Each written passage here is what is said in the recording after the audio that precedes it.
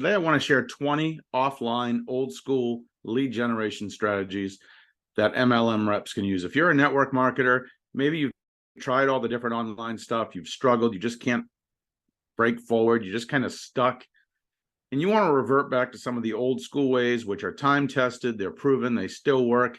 The good news is there's a lot less people doing old school stuff because most people are so obsessed with the internet. They spend 24/7 on it trying to promote their business. Whereas when you still meet people face to face, I've found it's much more effective. So I've got 20 things on this slide here. They're not in any particular order. So let's get into it. Number one is flyers. I recommend you make a flyer. You send it in all of your outgoing mail. You send it in your Christmas cards.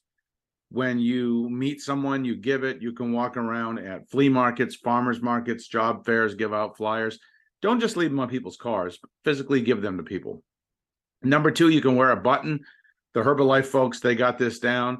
You can wear a button that says, lose weight today, ask me how, drink coffee and get paid, ask me how, work from home, ask me how. And when you see someone looking at your button, you can just give them a drop card and tell them to check out your website. You can have a car magnet or a car sign made for under $50. I don't recommend you put the name of your MLM company on it. Keep it generic, make it very easy to read. You don't need fancy graphics. Make sure there's a number they can call or a website they can visit, and it's in big, clear, bold print, very easy to read. Next, we have postcards. You can have postcards made. You can physically give them out to people. You can mail them. I like to mail postcards, but they're also good to hand to people at a event like a flea market or a yard sale or a festival. Another thing you can do is a fishbowl technique.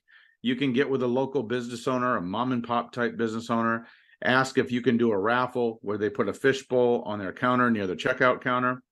And each person who wants to participate, they leave their business card in the fishbowl. You give away a free products, and then you follow up with all of the leads. That's a good way to do it.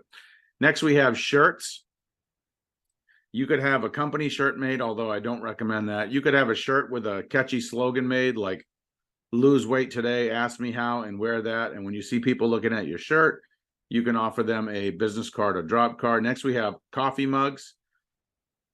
You can have a travel mug or a regular coffee mug that you use when you're out in public. And when you see people looking at it, kind of funny, trying to figure out what it is, you can give them your drop card. The 3-foot rule, if you're an extrovert and you like approaching people, I know some people don't. I don't personally. Other people love doing that. 3-foot rule still works very well. Next, we have drop cards. A drop card is like a business card. It's typically 2 by 3.5 inches. You have a headline, a few bullet points, and a call to action on it. Those convert very well for me. Next, we have business cards. The whole purpose of a business card is to get the other person's business card. So what you can do is you can ask people for their business card, or you can give people your business card first and then ask for theirs. I don't recommend you put the name of your company on your business card. Just put entrepreneur, marketer, home-based business owner. Keep it generic. That's really the way to go. Next, we have handwritten notes.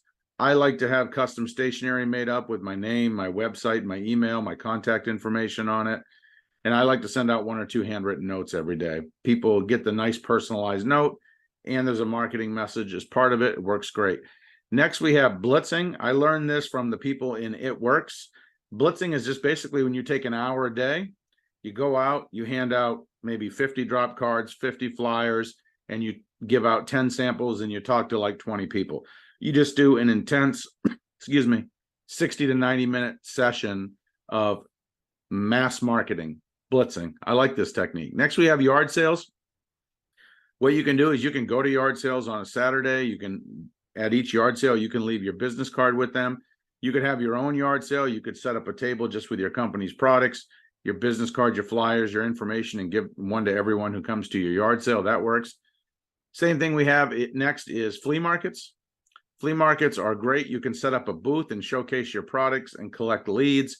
You could walk around to all the vendors and simply give them your business card or a flyer or a drop card, or you could just mingle and network with everyone that you come across. Next, we have farmers markets. Same concept with a farmers market. You could set up a booth, or you could network with the vendors, or you could just walk around and mingle and hand out literature. Next, we have reverse prospecting. What I do, anytime someone sends me something in the mail, maybe it's a flyer, maybe it's a postcard about their business, I always mail one back to them. That's called reverse prospecting. I love doing that. Next, we have public speaking. If this scares you to death, you can skip this one. But if you like public speaking, you can volunteer to speak at an organization. You can give a speech such as 10 reasons to have a home-based business. What you can do is you can collect leads on site, and then you can follow up with people after the speech. Next, we have fundraisers. Fundraisers would be like where you sponsor a little league team, or maybe you do a charity auction and you donate a gift basket with your information on it. It's where you sponsor someone to help them out. Next, we have apparel. I did cover clothing with the shirts, but we have apparel like hats, hoodies, any type of apparel that brands your company or your type of industry, where people will look at it because it stands out, and then you can start a conversation with them when you see them looking at it. And finally, we have referrals. Everyone should learn how to ask for referrals. What you want to do, everyone you're talking with, you don't want to say, hey, would you mind giving me a referral? You want to be specific and say something like, hey, Mike, could you please give me the name of one person you know that's the most motivated person you know? And then boom, you get their information, and then you reach out to them. Or, hey, Mike, can you give me the name of one person that you know that wants to lose an extra 10 or 20 pounds? So you got to be specific when you ask for referrals rather than just giving referrals. In conclusion, don't neglect offline lead generation strategies. They work. There's less competition. It's a lot more fun than staring at your phone or staring at your computer all day long. It gets you out there in the fresh air, gives your eyes a break from the monitor, and it's just good to interact with people once in a while and socialize, as we used to do all the time. Now we're kind of introverts and hermits sitting at home doing our own little thing, and that's fine too. But old school is proven. It's been done in our industry since like the 40s, so over 80 years. It still works. There's almost no one out there doing it, so the sky is the limit. If you want to try any of these strategies, I recommend you track what you do. You use some tracking links on your marketing materials. You test out different things. Maybe you try 5 things and 4 of them don't work well, but one works very well. Well, then you can just go and do more of that strategy. Figure out what's going to work for you and your business. And my final thing, whenever you're doing any of these strategies, never mention the name of your company on your marketing materials ever. You want to focus on the curiosity approach.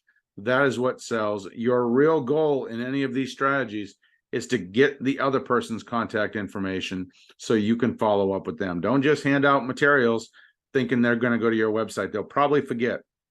But if you get their name, their email, and or their phone number, you can follow up with them at a time that is good for them. So I hope you got some value from this. I do try to post a new video every day, so please check back often. Don't forget to like, comment, share, or subscribe. Also, check out the links and the resources in the description box below this video for more ideas that can help you out. Thanks for watching. Have a great day.